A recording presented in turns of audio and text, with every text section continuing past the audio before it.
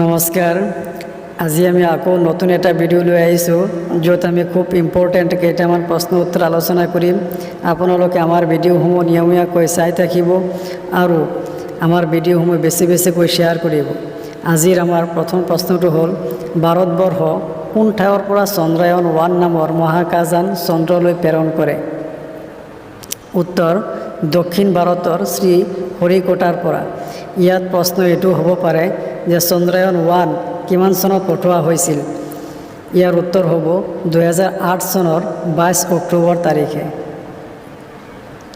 প্ৰশ্ন, চন্দ্ৰত পদাৰ্পণ কৰা প্ৰথম মানৱ কোন? উত্তৰ, নীল আৰ্মষ্ট্ৰং। প্ৰশ্ন, পপীয়া তৰা বা উল্কা কি? উত্তৰ, আকাশত তীব্ৰ বেগেৰে গৈ থকা অৱস্থাত জ্বলি উঠা পদাৰ্থ। প্ৰশ্ন, সৌৰজগতৰ দ্বিতীয় বৃহত্তম গ্ৰহ কোনটো? উত্তৰ, শনি গ্ৰহ।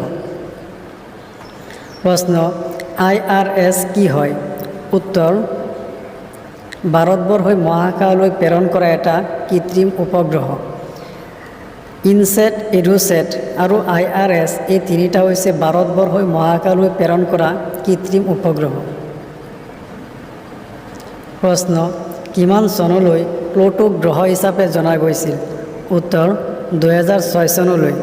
2006 চনৰ পিছৰ পৰা আন্তৰ্জাতিক জ্যোতিৰ্বিজ্ঞান সংস্থাই প্লুটোক গ্ৰহক অন্যান্য গ্ৰহৰ দৰে নকৈ এক বাওনা গ্ৰহ বুলি কৈছে।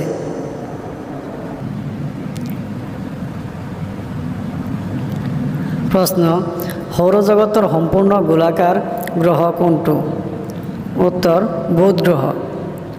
প্ৰশ্ন, সৌৰজগতৰ কোনটো গ্ৰহৰ আটাইতকৈ বেছি উপগ্ৰহ আছে? উত্তৰ, শনি গ্ৰহ। প্ৰশ্ন, হাজবোটা তৰা কোন গ্ৰহক কোৱা হয়? উত্তৰ, শুক্ৰ গ্ৰহক। শুক্ৰ গ্ৰহক পুৱতি বটা তৰা, হাজবোটা তৰা আৰু হাজুলি বটা তৰা বুলিও জনা যায়। আজি আমাৰ প্ৰশ্ন উত্তৰ আলোচনা ইমানতে শেষ হ'ল।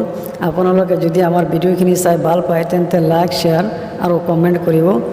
ধন্যবাদ।